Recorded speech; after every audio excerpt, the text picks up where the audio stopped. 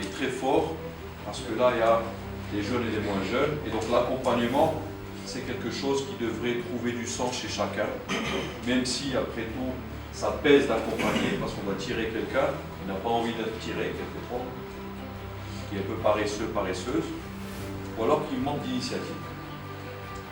Et pourtant, les aînés savent ce que les jeunes ne savent pas. C'est pour ça qu'il y a une forme d'attachement qui doit se mettre en place lorsqu'on veut réaliser un projet, surtout un projet comme celui-là, d'avoir un centre de carrière pour que tout le monde puisse en profiter, tout le monde puisse évoluer et faire évoluer les uns les autres. On voit là où nous bâtissons, là où se bâtit l'Afrique. HK Afrique, elle vient se retrouver muter ou mourir professionnellement. C'est ainsi que je voudrais intituler ma présentation. Nous avons muté. Est-ce que nous nous sommes adaptés?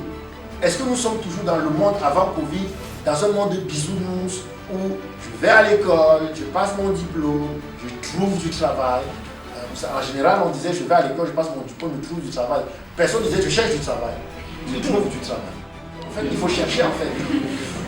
Parce qu'on pensait que, voilà, je pense que la grande majorité parmi nous sont venus au Maroc avec une bourse, passant un concours, allant dans une grande école, et on pensait avant le Covid que ça suffisait. Il suffisait d'être diplômé pour rapidement intégrer le monde du travail. Que non. Et donc face à cette mutation, nous avons besoin, nous aussi, de lutter. Vous aurez besoin peut-être d'un accompagnement légal pour obtenir les papiers pour être en mesure de travailler légalement. Donc vous pouvez être à partir d'ici, vous pouvez travailler pour la Chine, travailler pour le Canada. Quand vous allez perdre, on a parlé tout à l'heure, c'est du nouveau pour quelqu'un, vous allez perdre le travail, ça ne crie pas un petit peu. Alors je commencerai en disant, je vais peut-être donner la citation d'une personne qui dit « No receipt, no respect ». Lorsque nous n'avons pas des évidences dans notre vie qui démontrent le parcours que nous avons eu, alors nous ne sommes pas dignes de confiance de la part des personnes qui nous regardent.